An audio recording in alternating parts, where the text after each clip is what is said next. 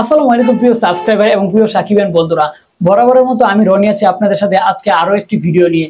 আজকে এমন একটা ভিডিও আপনাদের সরাসরি দেখাবো যেখানে বাংলাদেশের প্রায় ম্যাক্সিমাম নায়িকারাই কিন্তু শাকিব খানের তুফান টিজারকে পুরো সাপোর্ট করেছে। একটা লাইক দিয়ে ভিডিওটা কন্টিনিউ করুন, ছোট্ট একটা লাইক দর্শক, আপনার কোনো ক্ষতি হবে না, লাইকটা এক্ষুনি দিয়ে দিন। আমি নিচে আপনাদের উদ্দেশ্যে ভিডিওটা প্লে করছি।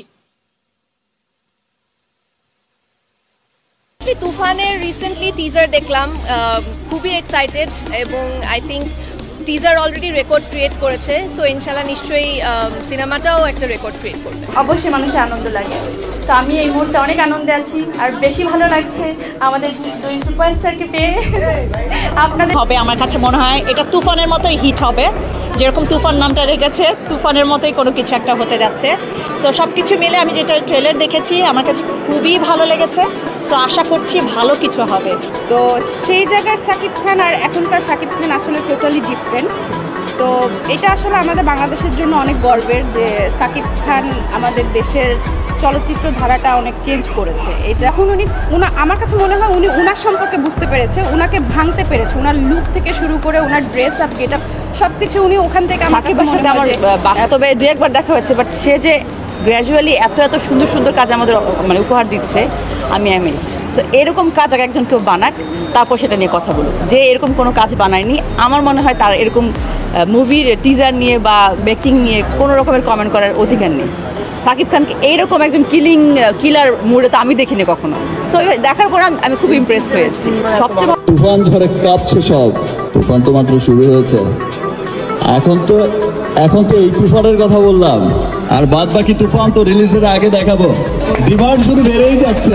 টিজারটা অসম্ভব সুন্দর ছিল, ঠিক পথের দিকে মনে এগোচ্ছে। হাসি পায় মাঝে মধ্যে যে কি অভিনয় করলাম। ছবির হলের বাইরে যদি হাউসফুল বোর্ডটা না থাকে, আমার মনে হয় না যে আপনি একটা সাকসেসফুল ডিরেক্টর। গল্প পড়ার পর যদি মনে হয় যে না এখানে আমি ফিট বা এই কাজটা করতে পারবো, আমি যতটুকু অভিনয় জানি সেটুকুতে এটাকে সুন্দরভাবে ফুটিয়ে তুলতে পারবো।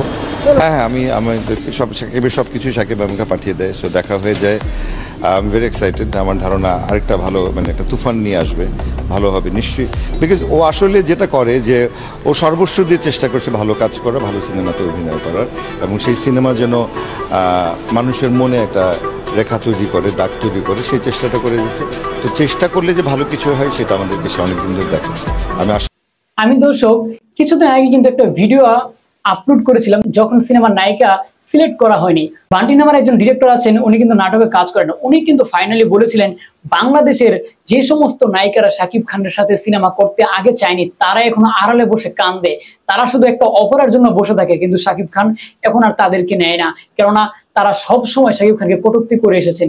আজকে আপনি যাই হোক, বেলা শেষে মানুষকে প্রশংসা করে, শাকিব খান সেই জায়গায় কিন্তু অল টাইম স্টিল থাকে, কেননা উনি জানেন ওনার কাজ দিয়ে এমন এক জায়গায় উনি পৌঁছাবেন, ওনার হেটার্সরাও একদিন ওনাকে ভালোবাসতে, এপিসোড করতে মানে বাধ্য হবে, যেমনটা কিন্তু এখন দেখা যাচ্ছে। যাই হোক, আজকের ভিডিওটা কেমন লাগলো অবশ্যই কমেন্ট করে জানিয়ে যাবেন। আর যারা এখন অবধি আমার চ্যানেলটাকে সাবস্ক্রাইব করেনি, এখন একটা সাবস্ক্রাইব করে দিন। পরবর্তী ভিডিও নিয়ে আসার আগ পর্যন্ত সকলেই ভালো থাকুন, সুস্থ থাকুন, আমার আজকে আপডেট নিউজ চ্যানেলের সঙ্গেই থাকুন। আল্লাহ হাফেজ।